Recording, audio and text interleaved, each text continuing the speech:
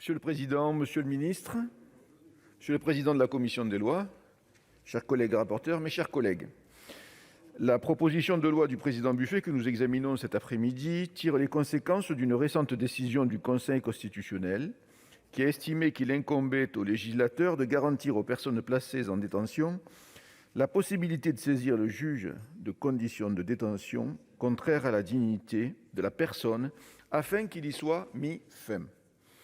Cette décision du Conseil constitutionnel fait suite à un arrêt de la Cour européenne des droits de l'homme condamnant la France et à un arrêt de la chambre criminelle de la Cour de cassation qui a créé une nouvelle voie de recours ouverte aux personnes placées en détention provisoire. La proposition de loi reprend le dispositif d'un amendement que le Gouvernement avait initialement envisagé de faire adopter en décembre 2020 par l'Assemblée nationale dans le cadre de l'examen du projet de loi sur le parquet européen et la justice pénale spécialisée.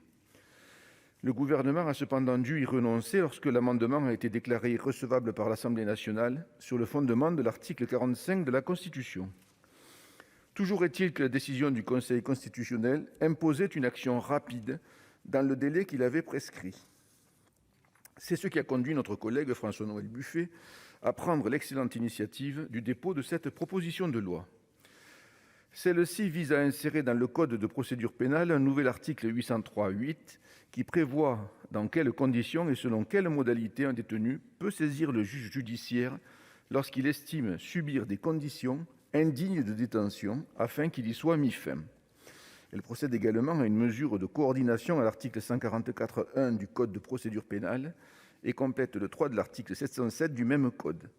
Ce 3 affirme le droit, pour toute personne condamnée incarcérée en exécution d'une peine privative de liberté, de bénéficier, chaque fois que cela est possible, d'un retour progressif à la liberté, en tenant compte des conditions matérielles de détention et du taux d'occupation de l'établissement pénitentiaire, dans le cadre d'une mesure de semi-liberté, de placement à l'extérieur, de détention à domicile sous surveillance électronique, de libération conditionnelle, ou d'une libération sous contrainte, afin d'éviter une remise en liberté sans aucune forme de suivi judiciaire. La proposition de loi précise que le droit de la personne d'être incarcérée dans des conditions respectant sa dignité est garanti par les dispositions du nouvel article 803-8. Je me réjouis que la commission ait approuvé le dispositif équilibré de ce texte, tout en y apportant plusieurs précisions pour le parfaire. Monsieur le ministre, chers collègues, particulièrement attentif au respect des droits fondamentaux des personnes, notre groupe, mais le Sénat en général, votera, du moins pour nous, ce texte à l'unanimité. Mais ne nous y trompons pas. L'adoption de cette proposition de loi ne résoudra pas, à elle seule, le problème posé par les conditions de détention dans notre pays. Elle ne dispensera pas donc la France de poursuivre son programme de construction et de rénovation de places de prison. C'est ce que vous avez dit, monsieur le ministre, tout à l'heure. Je veux ici rappeler que le Gouvernement s'est engagé à ouvrir 7 000 places d'ici à 2022 et à lancer les opérations pour l'ouverture de 8 000 places supplémentaires à l'horizon de 2027.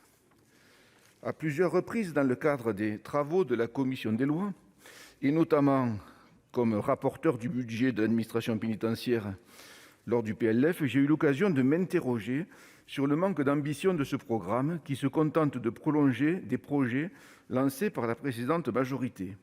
Je souhaite, monsieur le ministre, que sous votre houlette, ce programme connaisse une accélération qui sera de bon aloi. Sa mise en œuvre devrait toutefois conduire à une amélioration des conditions de détention en réduisant la surpopulation dans les maisons d'arrêt.